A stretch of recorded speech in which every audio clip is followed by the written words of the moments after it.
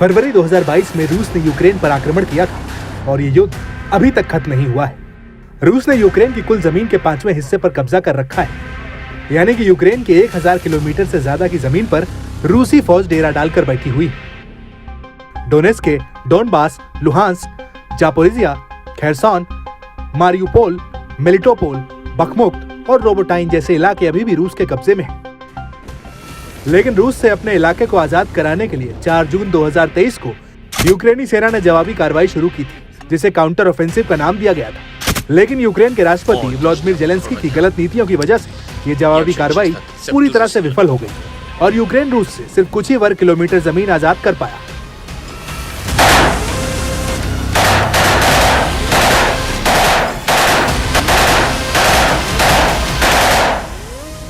वहीं इस युद्ध में उल्टा सैनिकों के लिहाज से यूक्रेन को तगड़ा नुकसान हुआ है।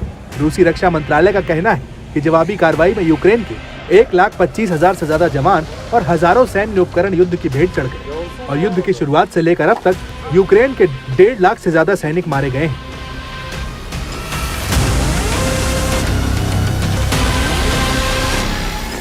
हालांकि इस युद्ध में रूस को भी तगड़ा नुकसान हुआ है। अमेरिकी राष्ट्रीय सुरक्षा परिषद ने अपनी एक रिपोर्ट में कहा है कि युद्ध में रूस को भी भारी नुकसान उठाना पड़ा है। एक रिपोर्ट के मुताबिक यूक्रेन युद्ध में रूस के 36,000 से ज्यादा सैनिक मारे गए।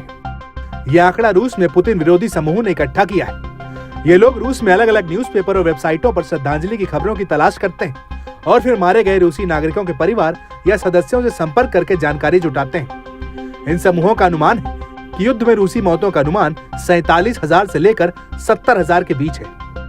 रूस में पुतिन विरोधी समूहों का कहना है कि रूसी कैदियों की संख्या भी कम हुई है। आंकड़ों के मुताबिक मौजूदा समय में 5,000 से कम रूसी यूक्रेन के पास है और 12,000 से कम यूक्रेनी कैदी सैनिक रूस के पास है। आपको यहाँ पर यह भी बता दें कि जब रूस को सैनिकों की किल्लत हुई तो उसने जेलों में बंद कैदियों को युद्ध में लड़ने के लिए भेजा था और इन कैदियों को ऑफर दिया गया था कि अगर वो फ्रंट लाइन पर 6 महीने तक डटे रहते हैं तो उन्हें माफी मिल जाएगी।